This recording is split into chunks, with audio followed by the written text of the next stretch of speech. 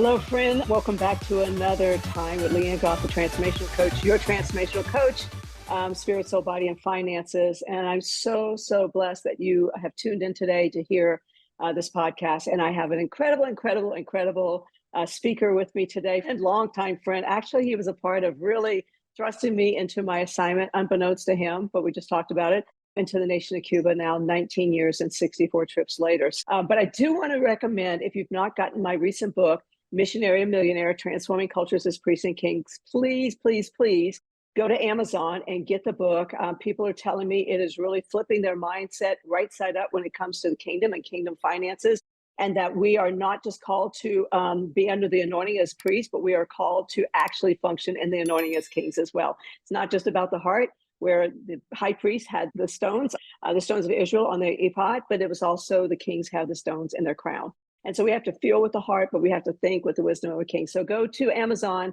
get Missionary Millionaire, Transforming Cultures as Priests and Kings. And it is Kindle and Audible, and it is my voice. So you get me with that Audible recording. So, all right. And I am super excited to have Will Hart with us today. If you don't know Will, he's been with Randy Clark and Global Awakening for many years, but he's also been with Heidi Baker and Irish Ministries for many years. I've had the opportunity to be in Mozambique several times, preaching a bush with Heidi many years ago, and being able to teach in the school in Pemba, Mozambique. So Will, thank you for coming on here today. Hey. I am so super excited. Thank you so much, Leanne. It's good to be here with you guys. And forgive me if I look down every so often because I can see you there. I'll try to keep my eyes up on the camera. But yeah, it's really great to be here. Well, I'm so honored that you would just take a few minutes out of your busy schedule in life to jump in here and to bless our listeners and our viewers. And Will and I were talking about before he got on here, I was scheduled in 2006, it was around February 2006, to go to Cuba with Global Awakening. And I'd already been one time a few months before with another ministry out of Monterrey, Mexico. And so I saw where Global Awakening was going. I was part of the first group, Leif Hetland and myself, credentialed. It was back there was Tanga, and then they changed it to Anga for some reasons, and I won't go into that here, but it was a good call. And so you guys were going to Cuba. I'm like, I want to go Global Awakening to Cuba. And so I signed up, I put my money down, and then God showed me Global Awakening is going to cancel that trip. And about a week later, I get a call from you, and you said, hey, Leanne, this is Will Hart. I'm like, hey, Will, how you doing? And you're like, doing great. Listen, I need to let you know we're canceling the Cuba trip. And I'm like, oh yeah, I know. And you're like, how did you know? And I said, well, God told me last week. And you're like, why didn't you tell us? But you said we can give your money back, or you can take, and we have some other trips coming up. And you guys were going to China. And I said, I want the China trip. And I went. I think it was June 2006, something like that. I went to China. And on that trip, I did not know a man named Leif Hetland. But on that trip, I was introduced through Tom Jones about Leif Hetland. And then a few months later, at the Voice of the Apostles, Harrisburg, Pennsylvania, October 2006, I met a man named Leif Hetland, and that was 16 years ago, and it literally transformed my life. 16, 17 years ago, do the math. And so now, fast forward, here we are. Leif has been my spiritual father all these years, and I worked for him as personal assistant, and you know Leif very well. But thank you for coming on here today. It's full circle now. And what I want to do first, Will, is kind of give us an update of what is going on with Iris Ministries globally. I mean, it's a global ministry. It's impacting so many nations. So tell our listeners, our viewers, what's going on with Iris Ministries. Wow. Well, thank you so much for having me. It's an honor, and love Leif dearly. He is a friend. He is just someone I look up to dearly. And actually, I don't know if you know this, but Leif is on the board of Iris Global. So I'll try to give it to you in a nutshell. For those of you who don't know Iris Global was started over 25, almost 30 years ago by Dr. Heidi and Roland Baker. They were missionaries sent out to Mozambique and really were on the edge of burnout. And then all of a sudden had this incredible encounter with the Lord in 1994. And it was the timing of the Lord, an incredible love, passion, and zeal for the Lord stir up in their hearts. And then fast forward all these years, I'm cutting over a lot of really important, amazing part of the story, but fast forward all these years, Iris Global is now a missions movement in, 28 nations, almost 80 locations, over 500 missionaries globally. And we do everything from, most importantly, we plant churches and preach the gospel. We're not an aid organization, but we do the work of Jesus. So we are there to preach this glorious gospel. And as we do, serve those who are around us. And so we have schools, we drill wells, we feed. I've heard anywhere from 15 to 40,000 people a day. It doesn't matter. We'll just say 15, the Lord knows, but a lot of people every day. We're building currently a university in northern Mozambique. And yeah, we're growing at a breakneck pace right now. We're a tribe that has 5 core values. And people always ask me, what makes us different than YWAM or anyone else? And there isn't a lot, except I would say our 5 core values are really what define us, and very, very, very focused on his presence. Nobody wants an angry missionary, and we can do nothing outside of him or his presence. So we stay on our faces and try our best to serve him as we do that, in that place of rest, in that place of peace, in that place of loving him with all of our heart, mind, soul, and strength. And we've seen just revival in the nations. Over 5,000 churches planted already. Wow. And what is your responsibility with Iris, Will? Yeah, I'll tell you my title, even though titles are important, but I consider myself a missionary with the rest of our team. My official title is CEO, but I just consider myself a missionary. I'm just the one that takes the blame if things go wrong. Yeah. So there has to be a title so somebody knows who to go to. It's time to. I love it. I've learned a lot about leadership in this season. And leadership is take the blame when things go wrong, and the team gets the praise when things go right. Wow. So, I've over the years have had the opportunity to be in Maputo. I remember going there. I think it was sometime in 2006, 2005, 2006, my first time. And I was in Maputo. And at that time, they were feeding at that one particular center 500 children a day. And I got to be a part of that, and then flew up after about 4 days up to Pemba. I've been able to speak in the school there, the pastor's school in Pemba, preach in the bush with Heidi. I mean, this is years ago. I've been several times, but it's been quite a while. But I tell you, I think one of the most impacting moments for me is being in the bush, and some of our team members had brought bottles of bubbles, and they took them out, and it was so bush that people started running because they never, or you take out your camera. That's how long ago this was. Cameras took out the cameras, and the lights, the flashes would start going off, and they'd run because they thought you were stealing their spirit. And so, Heidi and Iris Ministries has gone into the deep of the deep of the deep of the deep. And Iris also has ministry schools or mission schools. Can you tell us a little bit about that? Yeah, we have missions training schools around the globe. We have an online training course, which isn't a full school, but it's like really if you want to get the heartbeat and DNA, that's our online missions training. And then separate from that, we do schools all around the world. The main one that we have is called Harvest School, and we do that twice a year. But then all spread out throughout the globe, we have different locations that host schools as well. And the heartbeat is get trained on the field amongst the poor, the sick, the needy, and the broken. And so many places get trained in a classroom.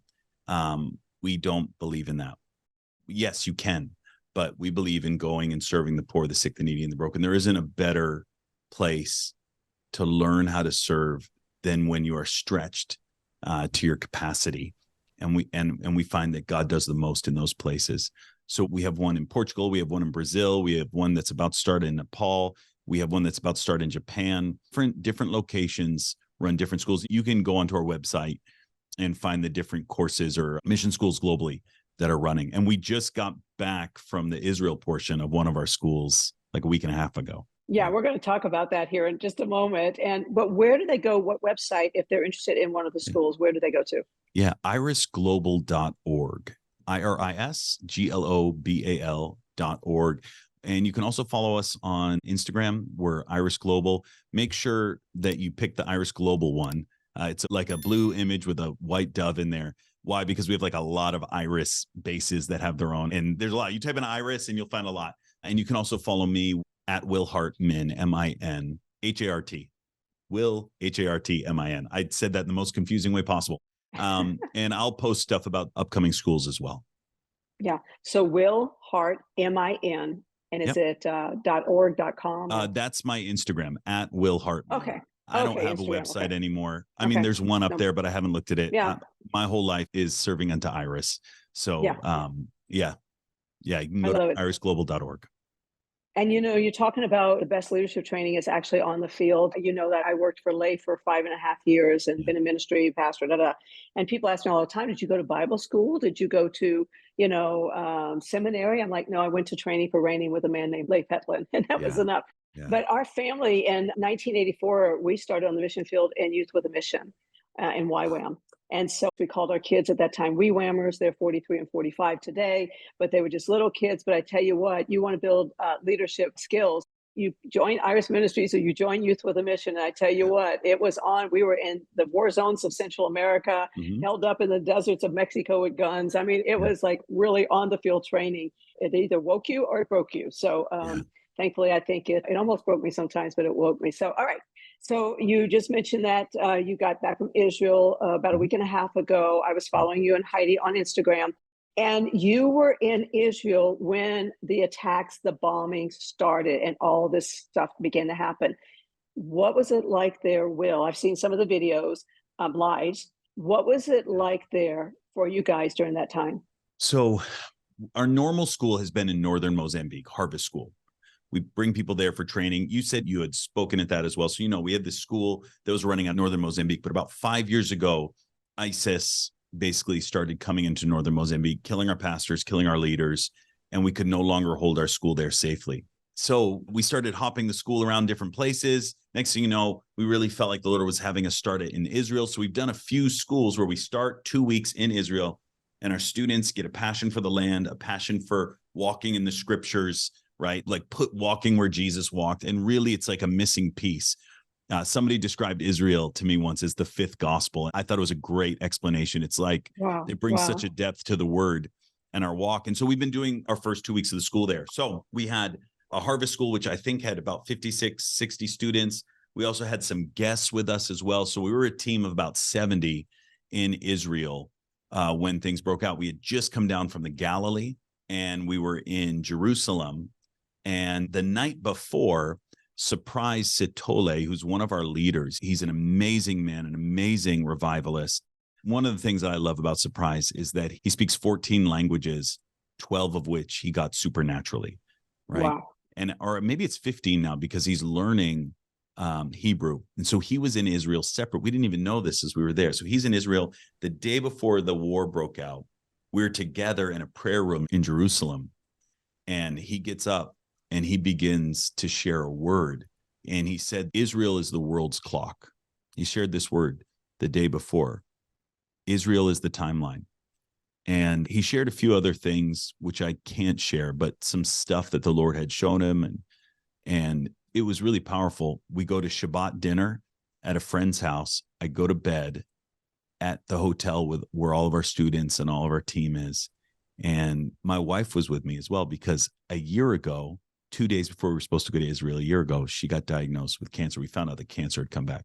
So she's now in full remission. So this was like our redemption Yay. trip. Yeah, this is our like Wow. redemption trip. Wow. So 9 a.m., I wake up, or 8:30, something like that. I wake up to sirens going off. Okay, Leanne, I've been in war zones before. Okay. I've been in the Congo. I've lived in the Congo. I've been in Mozambique during the middle of the war there.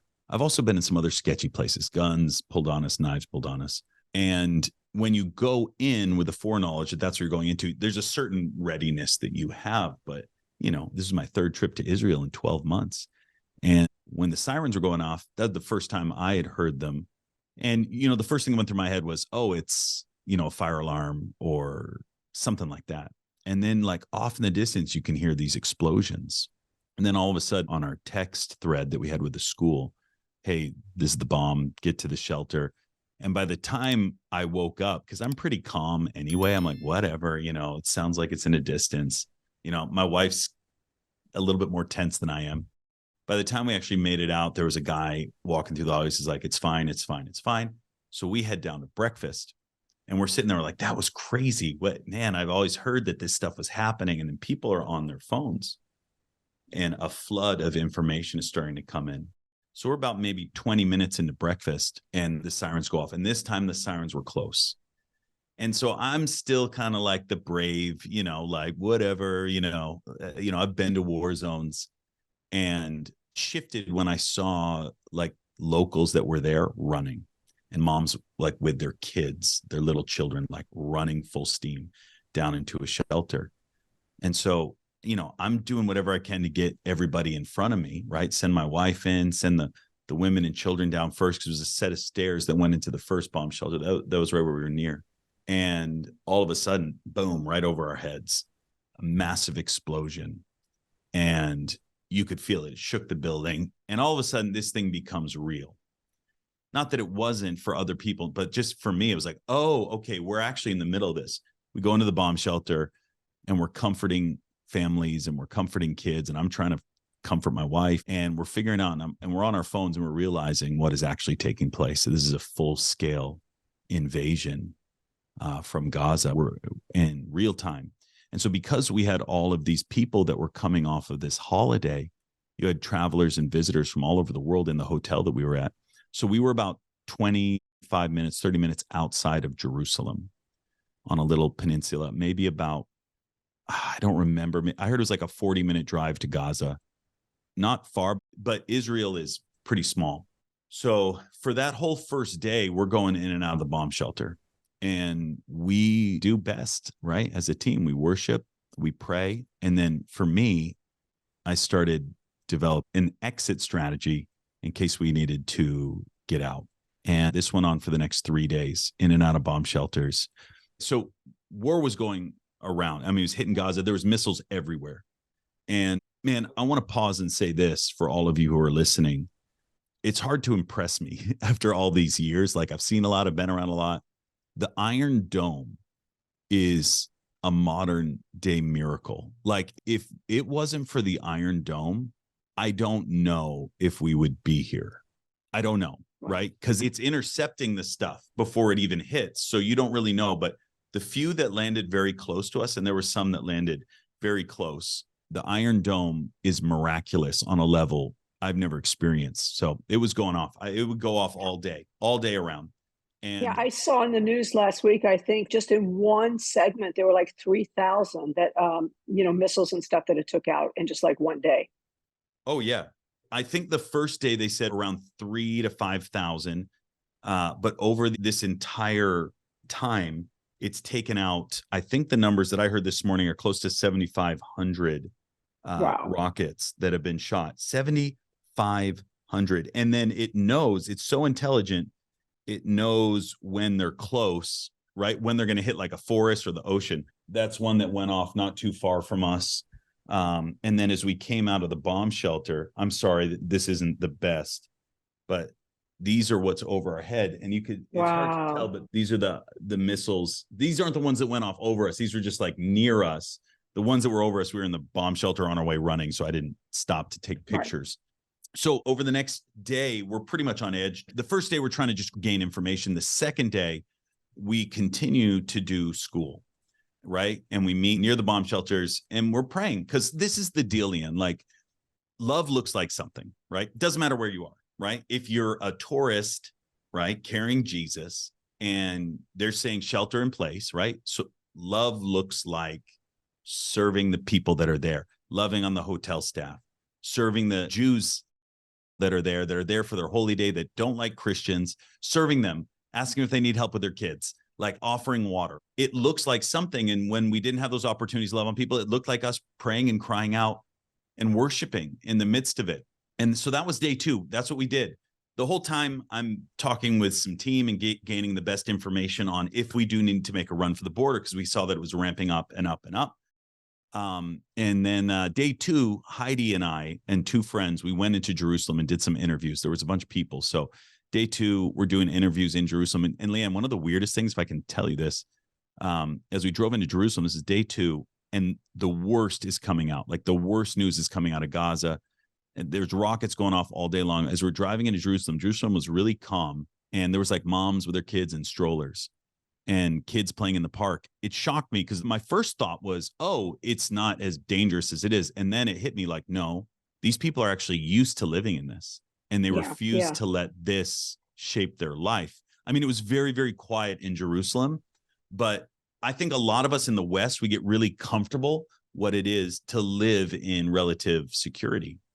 And yeah, it's shocking. It's shocking how normal living in that sort of chaos can be, but also how beautiful people are at coping, being like, this thing won't control me. Like, we're going to Mhm, still go out into the mhm. park. It's In fine. saying that, I've noticed over the last couple of weeks a resilience amongst the Jewish people that I'm like, dang, man, they have resilience we don't have. Like the rabbis. And Yeah. they were interviewing a rabbi about a week and a half ago, and he said, we got with other rabbis and we said, okay, it's Shabbat, we can either just mourn and throw sackcloth and dust on us and da da da da, or we can dance and we can Yeah. rejoice, and later on we'll mourn.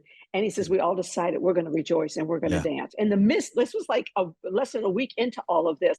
And I'm like, oh my gosh, these people, like, and you're right, they are used to living, and you never know what's going to happen any day. And, And we're not there.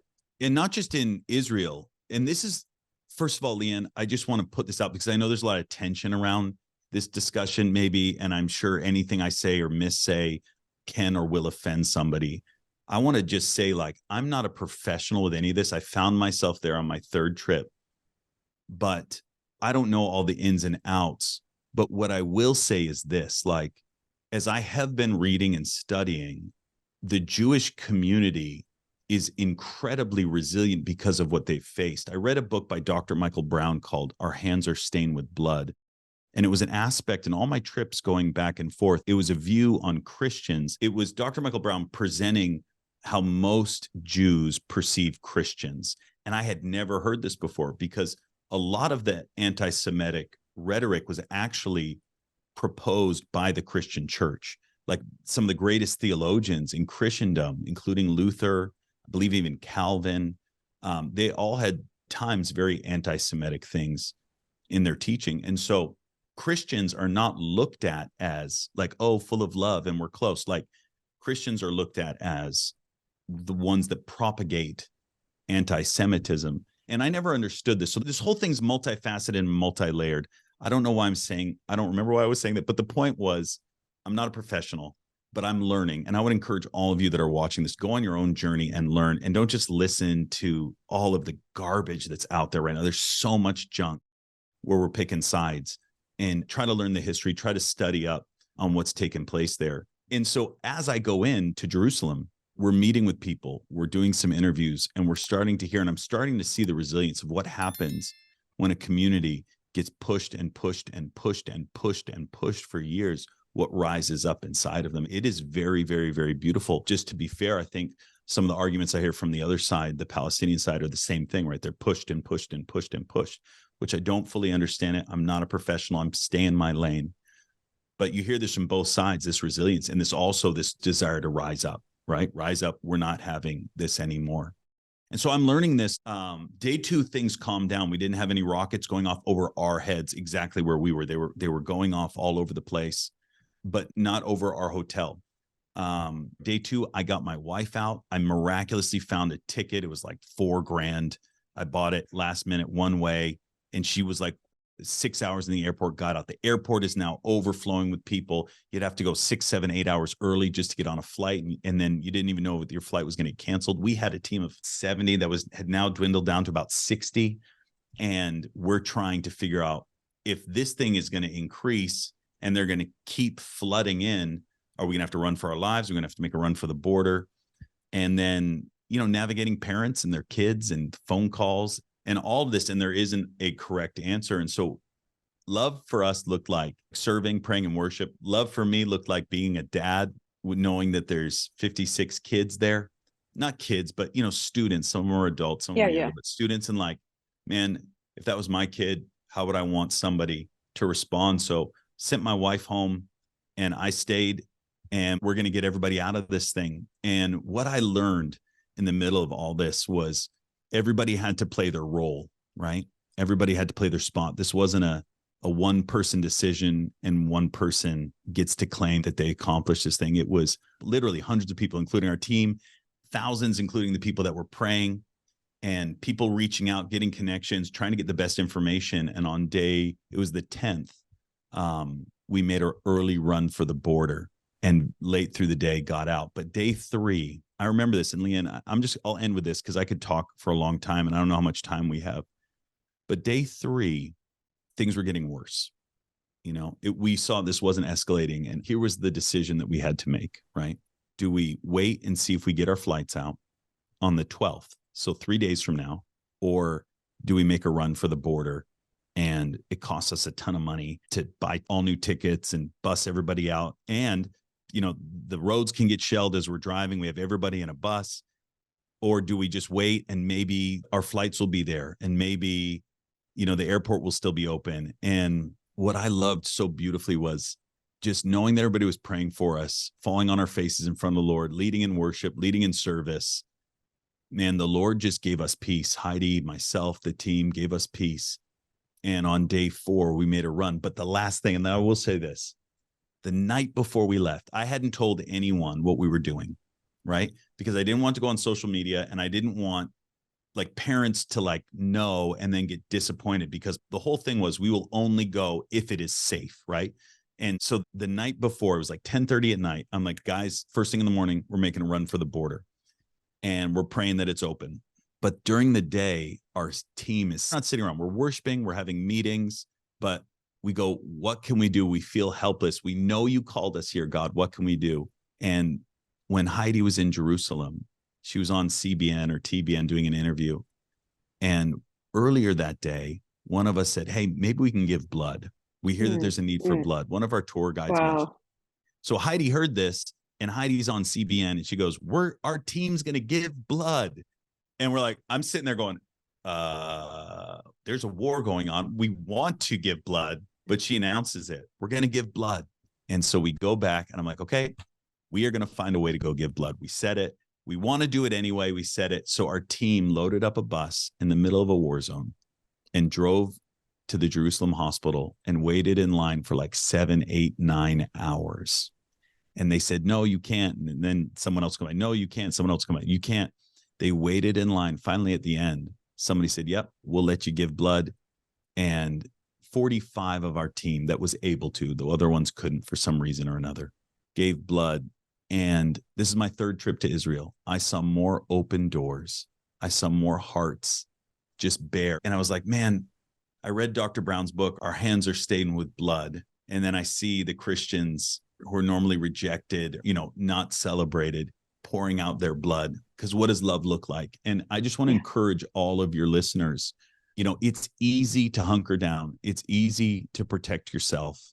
But in the midst of the chaos, right? What's your role? What's God calling you to? And what practically does modeling Christ look like? For us, we couldn't do anything more than what we were doing, and we could give blood. And I don't know who that blood's going to. It doesn't matter. It could be going to Palestinians. It could be going to the IDF. It could be going to a grandmother who's in the hospital already. It doesn't matter. But what I love is that our team was like, we love serving. We love Israel. We love what God's doing. And we know that God's going to take this and put it to best use. But I saw border agents as we were crossing the border wearing the We Gave Blood stickers, like our team that was able to break down, melt, and cry in our arms. I still talk to them. They still text me. Why would you do this? Why would you do this? We love you guys. And love looks like something. And we know Christians haven't always, done the best, but we're here now. And then next morning we took off and went into the Jordan, where some of our good friends took care of us, took us in and hosted us for a couple of days. So everybody got out. Wow. Wow. I think we're talking, Will, and I'm going to have you pray in a minute. Not normally I have my guest speaker pray for the people who are listening or watching. I want you to lead us in prayer for a specific group of people here in a moment. But as you're talking, that whole love, Leif is known as the ambassador of love in Pakistan. Okay. And I've been to Pakistan many times with him. And I remember it was either 2009, 2010, and we were doing a huge crusade, a 3-night crusade in Pakistan. And we do the first night, and there's thousands of people there. And we get up the next morning at our hotel, and we're all at breakfast, before the day starts, and go to our second night of the crusade. And we're all sitting there at the table. And one of our guys says, did you guys hear about the bombings that are going off? And we're like, no, what are you talking about? And the Taliban had taken over the Pashtun Police Academy, about 400 police officers. They had taken over buildings. They had killed people, and they were we were in a 5-star safe hotel, but in Pakistan, there's nothing that's really safe. But our businessmen were coming into our hotel from others for safety. And so, it just became a mess. And so Leif came to me and he says, let's ask every team member, see if they want to get out of here. And so I gathered everybody in my hotel room and I said, we want to make a way. We're going to try to get you out of here. Now, the point is, just like when you were in Israel, people back home were hearing reports before we were hearing them. And so our families were getting the information before we were getting the information. We were almost getting it secondhand. Yeah. And so I said, the whole team, I said, we'll try our best to get you out of here if you're ready. We were only halfway through our trip. And all of them said, no, we're staying. No, we're staying. And I remember we went into prayer and we went into soaking. And you know what soaking is? That's just being still in God's presence. Well, we eventually called it sloking, just because we got so peaceful in God's presence that we fell asleep. We were on the floor. We were just anywhere. We just all fell asleep. And, I thought about that scripture that says, when you can sleep in the midst of a storm, Jesus was in the storm, when you can rest in the midst of a storm, and Jesus even slept and he had a pillow under his head, which one of the gospels says, like, that's really knocked out, okay? But when you can rest in the midst of the storm, you have authority to stand up and call peace to the storm. And so we all stayed, but you know what the beauty was? Because we decided to stay, one of the top imams of Pakistan came to Leif and said, I'm going to stay with you in your hotel room. I'm going to make sure that you're safe. Because of that moment, even though 2 nights of the crusade was canceled, we couldn't do it. And there was something out all over the news for us and stuff. Because of that, his favor in the nation went way up. The barometer of favor for him just went way, way up, because people were like, wow, you'd stay here? Like, you're not trying to rush out of here. And so actions speak louder than words, okay? And those actions of love are profound and they can win the hearts. That was Esther, Daniel, and Joseph. Because of their actions, they won the hearts of kings, rulers, and Pharaoh. Daniel, 3 kings. And then they were able to start touching their minds. So, oh my gosh, you just got me so enthralled in what you're sharing. And what I'd like to do as we conclude here, Will, and thank you so much again, but who I'd like you to pray for, again, we normally praying for the people that are listening and watching, but I want us to take time today. And because you've just come out in the very midst of all of this, I want you to lead us, and everybody that's listening and watching, I want you to lead us in praying for the major decision makers in our country, in Israel, the alliance countries that we're with, and pray that they will have a baptism of wisdom in the midst of all of this, and that God's will, God's kingdom will prevail in all of this. So, brother, if you just take it and lead us in prayer, we're going to join you in that prayer. Can I just share one very, very quick thing? So Definitely. I landed from Israel. I had 2 days at home. And then I went to Voice of the Apostles in Virginia. And after being there for 3 days with Leif was there, I went to DC to speak at a church. And I ended up with a couple of friends being invited into the Senate. And we got a tour from somebody that works, one of the head policy writers. I'm not going to go into too many detail. And so it was like Israel, then like revival meetings, and then the government. And along that route, I met with somebody incredibly high up. I can't go into too many details, but mind-bogglingly high up in the government, somebody that moves and shakes. And as you were sharing, I felt like I want to pray for those spirit-filled believers. And all of them were spirit-filled, and they're there.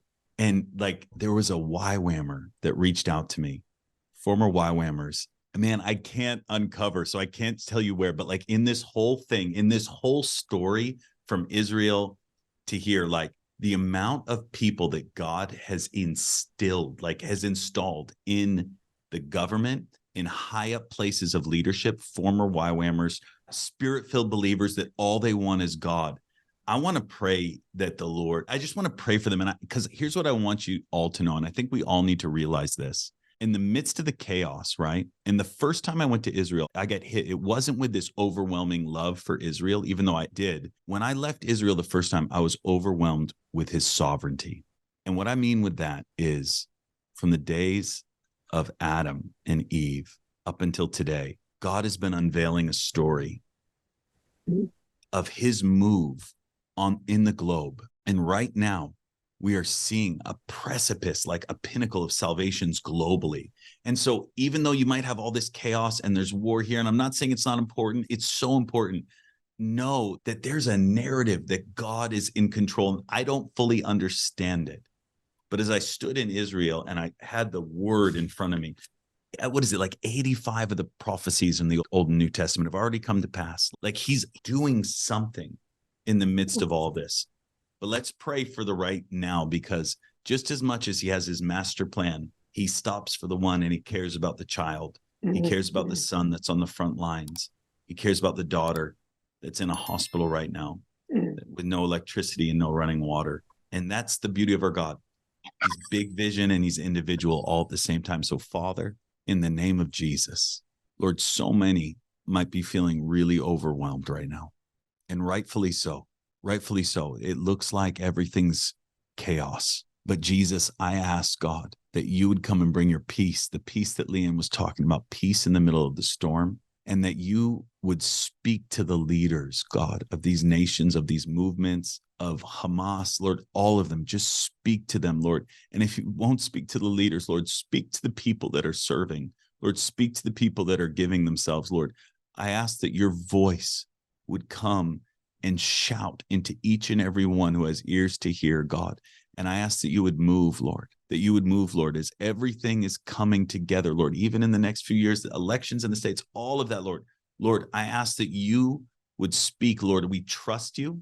King Jesus, we trust you, whether we get it or not, understand it or not, we trust you. And Lord, I do pray for those who you have put in place, who you have ordained to put in place, Lord, who you have from the time they were children, raised them up with a skill set and a gift mix. God, I ask you would call them to stand up and cry out for peace and justice to reign. Yeah, in Jesus' mighty, mighty name. And over everyone watching, Lord, I ask that you would, Prince of Peace, walk into their house, walk into their car, walk into their room tonight and meet with them in Jesus' mighty name. Amen. Wow. Wow. Thank you, Will, so much. Oh my gosh, guys, if this has really blessed you, please, please, please share this with a friend, a family member, a neighbor, a coworker. Just get it out there. And I tell you what, my life has just been so impacted over the last 30 minutes or so. And so, Will, thank you so, so, so much for jumping in here. Bless you and Musi and Iris and Heidi and Roland and everyone that is on the front lines doing what you're doing. Thank And you. just been such an honor. I really appreciate it. So thank you, friends, for jumping in here. Remember, Leanne Goff, the transformational coach, your transformational coach. And until next time, God bless you guys. We'll talk to you soon.